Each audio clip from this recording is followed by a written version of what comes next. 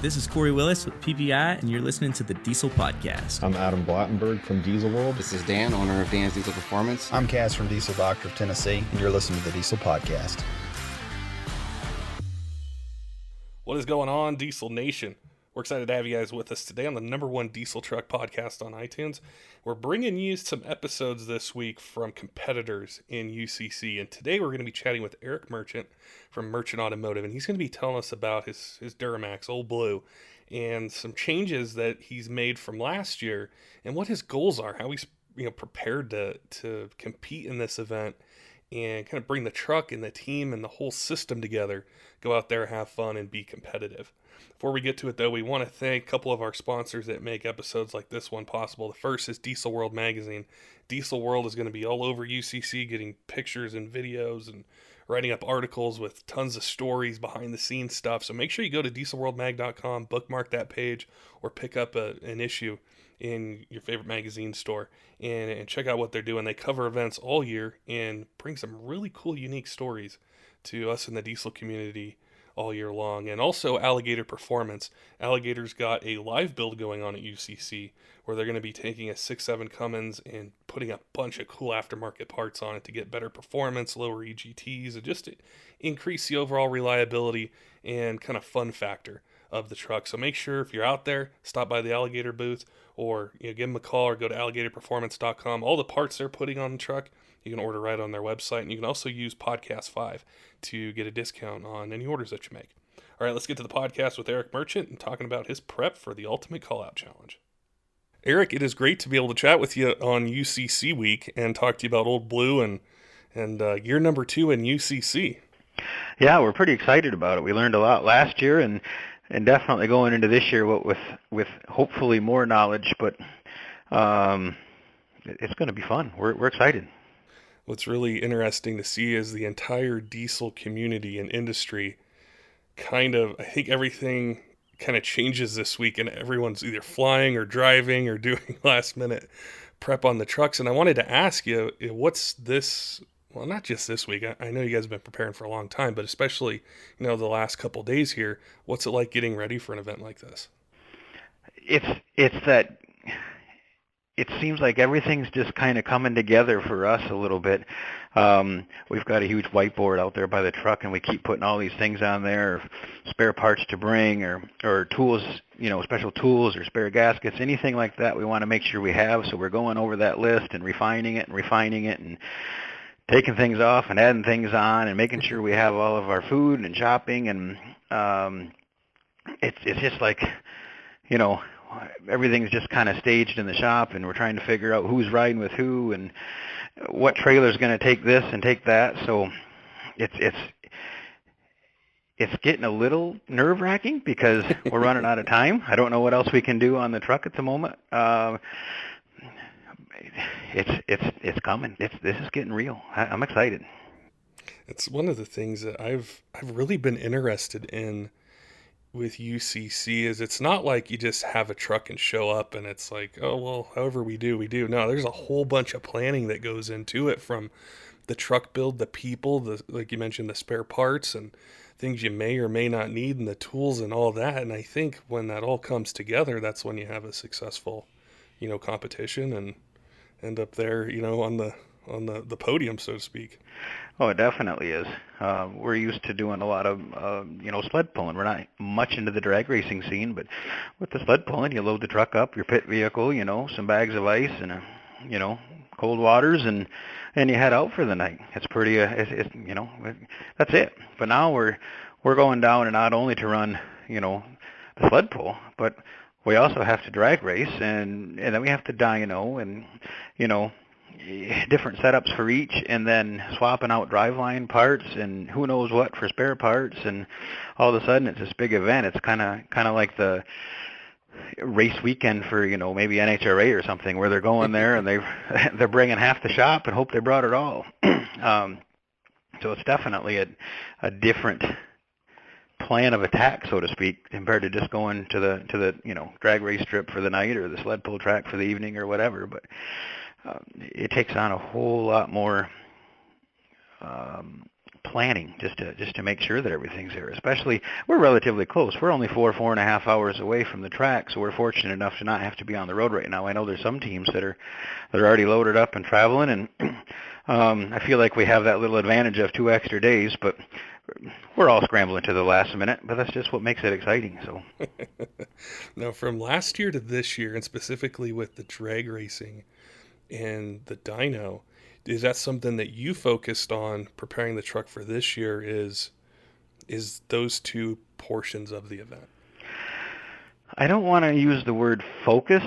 I've determined that the truck that I have, it'll never be a drag truck. It'll never be something that's going to go out and run with the guys that are really setting the world on fire.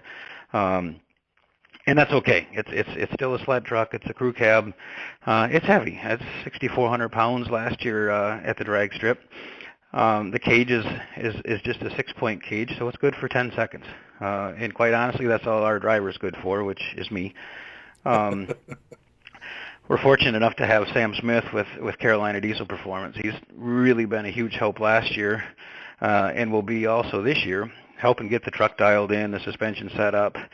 He's going to help the driver, what color beans go and that kind of thing. So all those things that come together, and honestly, if we can get out there and run some 10.0s, 10.1s, and just be consistent with that, I know that's not going to be anywhere near the fastest, but that's what we're comfortable with. That's what the truck's really only capable of from a safety standpoint. As far as the dyno side goes, we got a lot farther along with our setup and tuning. We're bringing back the same fuel and air that we had last year. We do have a different long block. Ended up getting a pretty good deal on a Waggler engine with just a couple dyno pulls on it from the guys over there at Husker. They were changing plans, so picked up that. Also went from the stock LBZ ECM to a Bosch standalone this year, and we're running the Allison behind that. So S&S has been able to make that whole project come together with the standalone and the Allison being controlled. So with S&S and CTT tuning, that's probably the biggest excitement for me, is being able to get away from that standalone, which has really been plaguing us for a long time. I'm sorry, the stock ECM, which has been plaguing us, and getting into that standalone. I've been wanting to do that for a while, but now that we can talk to the Allison with it, S&S has made that happen. So I'm sure there'll be some bugs to work out and some things to tweak, but I'm excited about that.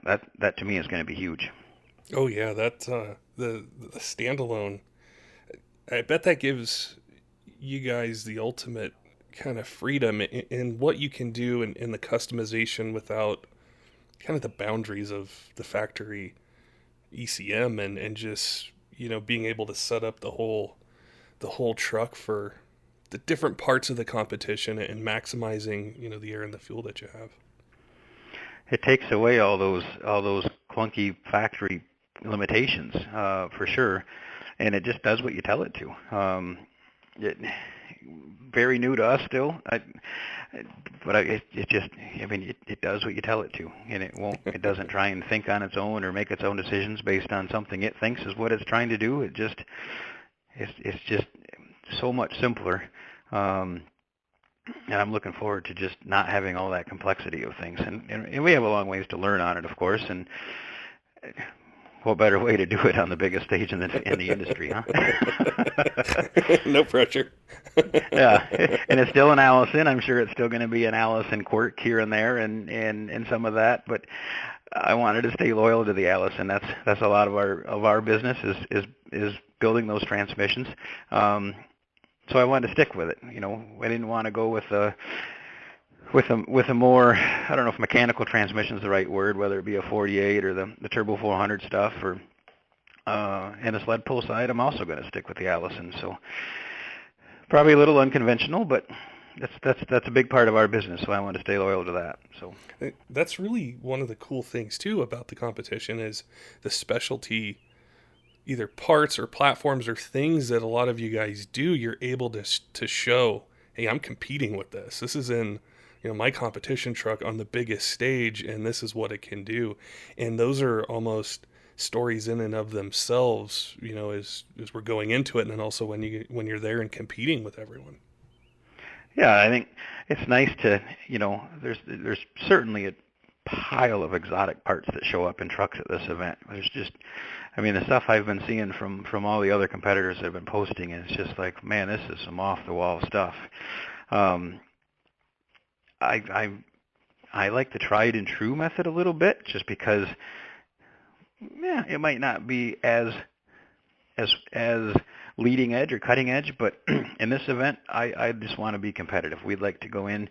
We want to finish all 3 events without a bunch of effort, and I say that meaning expected effort, but I don't want to be swapping motors and everything in between. We want to actually enjoy the event this year. Last year, we spent a ton of time in the pits wrenching on that thing.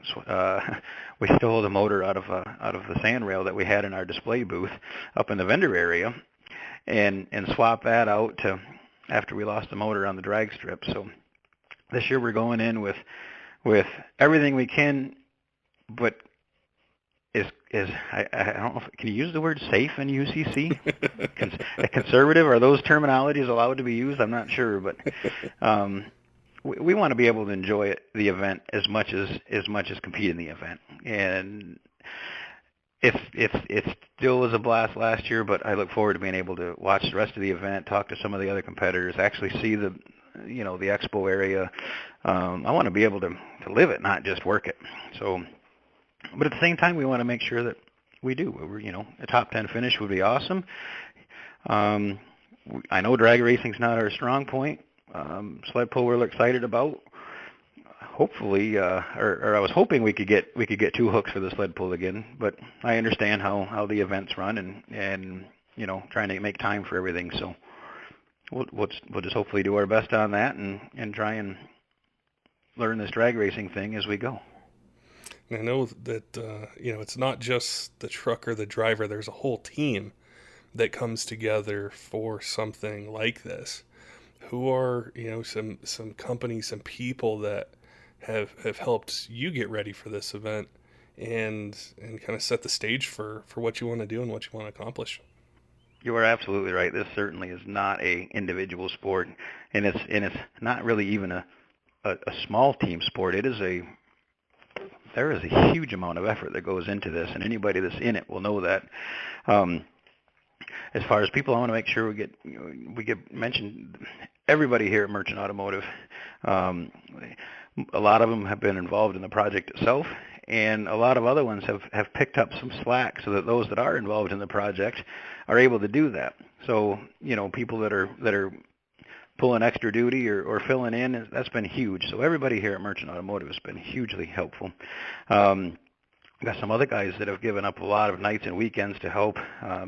I'll just do first names: Jared, Joe, Christian, Russ. Some of those guys have really put some effort in after hours. S&S Diesel has been a huge help, like I said, with that standalone setup, getting everything to talk to the Allison, nights and weekends and phone support and back and forth, and that's been awesome. Bob over there at CTT Tuning is working with them and helping on the trans tuning side. Amsoil has helped out a bunch this year again with some lubricants. Yukon Gear has been really generous with support as well. Sam over there at Carolina Diesel on some chassis work. Whirly's done an awesome job on all the fabrication for the turbo piping and whatnot. Kryptonite on the steering stuff and the front end parts that we've needed. ATS Diesel, Profab Performance. Guys over there at Wagler have been supportive as well. FASS, Engineered Diesel, Edge, and Meyer Distributing. And I'm family that has allowed me to spend the time on it and allowed other people to spend the time on it. So it really is a lot of coming together to make it all work. And what better way to spend a weekend in Indy, right?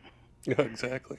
We're really excited to see you and the crew go out there and compete and just to see it all come together. And your truck's one of our favorite trucks. We've always been a big fan of Old Blue, Yeah, just everything you got going on with it, and the team and the companies that have helped you. We're really excited, and we know you guys are busy this week and getting ready to head out there. But we appreciate your time today and telling us what it's like to prepare for this event and what went into it. And we wish you the best of luck out there. Well, I appreciate it. Hopefully we can put on a good show and look forward to seeing everybody come out. The weather's I'm sure it'll get a little spotty here and there, but the event will go on, and we're going to make the best of it. We'll have a group up there in the vendor expo, and then we'll be in the pits as well. So anybody that's coming in for the event, please stop in and see us, say hi. Don't forget, Diesel fans, make sure and head on over to dieselworldmag.com, bookmark the page, check out what Diesel World Magazine's bringing all of us enthusiasts in the community with stories and reviews and pictures and behind-the-scenes coverage, and also Alligator Performance. Any of the parts that you're going to see on the live build, they sell. They're very knowledgeable. Really cool staff there that they're performance enthusiasts. They love to talk about parts. They got a ton of experience as well, so no matter what you're looking to do on your truck, those guys can help you out. Till next time, keep the shiny side up.